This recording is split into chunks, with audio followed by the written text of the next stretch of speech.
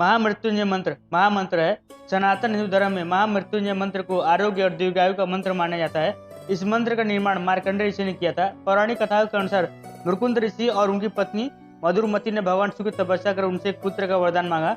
तब भगवान शिव ने कहा कि आपके जीवन में पुत्र का योग्य नहीं है, लेकिन तपस्या कभी भी व्यर्थ नहीं होता, इसलिए मैं आपको एक पुत्र का वरदान देता हूँ। भगवान शिव ने ऋषि मुरुकुंद और उनकी पत्नी के समक्ष दो विकल्प रखा। पहला, अत्यंत बुद्धिमान किंतु अल्प आयु वाला पुत्र, और दूसरा, बुद्धि से वंचित किंतु दीर्घ आयु वाला पुत्र। तब ऋषि मुरुकुंद ने बुद्धिमान पुत्र का विकल्प चुना और भगवान शिव ने उन्हें वरदान देते हुए कहा कि आपके बुद्धिमान पुत्र की आयु मात्र 12 वर्ष ही होगी और उसके पश्चात उसकी मृत्यु हो जाएगी। भगवान शिव के वरदान स्वरूप मुरुकुंद ऋषि व उनकी पत्नी को एक पुत्र हुआ और उन्होंने उस पुत्र का नाम मार्कंडेय रखा। बालक मार्कंडेय अत्यंत बुद्धिमान थे। मात्र 8 वर्ष की आयु में ही उन्होंने गुरुकुल के सभी विषयों का ज्ञान अर्जित कर लिया। जैसे जैसे बालक मार्कंडेय की आयु बढ़ रहा था, वैसे वैसे मार्कंडेय के माता पिता चिंतित होने लगे। तब मार्कंडेय ने अपने माता पिता से इसका कारण पूछा, जिसके जवाब में मार्कंडेय के माता पिता ने भगवान शिव के वरदान और उनके जीवन के वास्तविकता के बारे में बताया। बालक मार्कंडेय अल्प आयु में ही सारा ज्ञान अर्जित कर चुके थे, जिससे उन्हें जीवन का मोह नहीं था। लेकिन अपने माता पिता का चिंता दूर कर और उनकी सेवा करने हेतु उन्होंने अपने मृत्यु पर विजय प्राप्त करने हेतु भगवान शिव की तपस्या करने का निर्णय लिया। इसलिए बालक मार्कंडेय अपने आवास से दूर जंगल में भगवान शिव के पार्थिव शिवलिंग की पूजा और तपस्या करने लगे।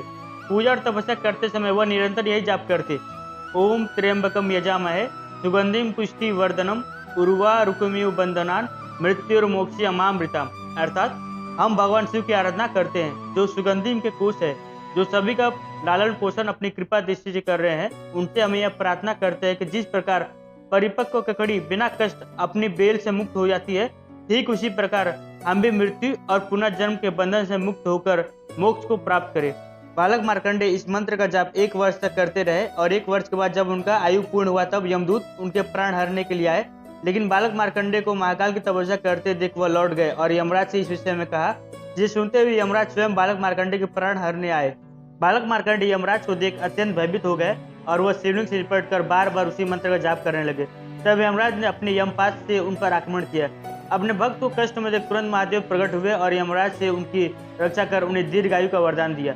दीर्घायु अर्थात जब तक बालक मार्कंडेय नहीं चाहेंगे तब तक उनकी मृत्यु संभव नहीं हो सकती। बालक मार्कंडेय ने जिस मंत्र का जाप कर भगवान शिव को प्रसन्न किया, उसी मंत्र को भगवान शिव ने महामृत्युंजय मंत्र का नाम दिया। मृत्युंजय अर्थात मृत्यु पर विजय प्राप्त कर लेने वाला मंत्र। साथ ही उन्होंने इस मंत्र को यह वरदान दिया कि जो कोई भी व्यक्ति इस मंत्र का जाप करेगा उसकी अकाल मृत्यु संभव नहीं होगी, साथ ही वह रोग मुक्त रहेगा और उसे मोक्ष की प्राप्ति होगी। इसलिए इस मंत्र को सनातन धर्म में आरोग्य, अकाल मृत्यु को टालने वाला और मोक्ष प्राप्ति का मंत्र माना जाता है।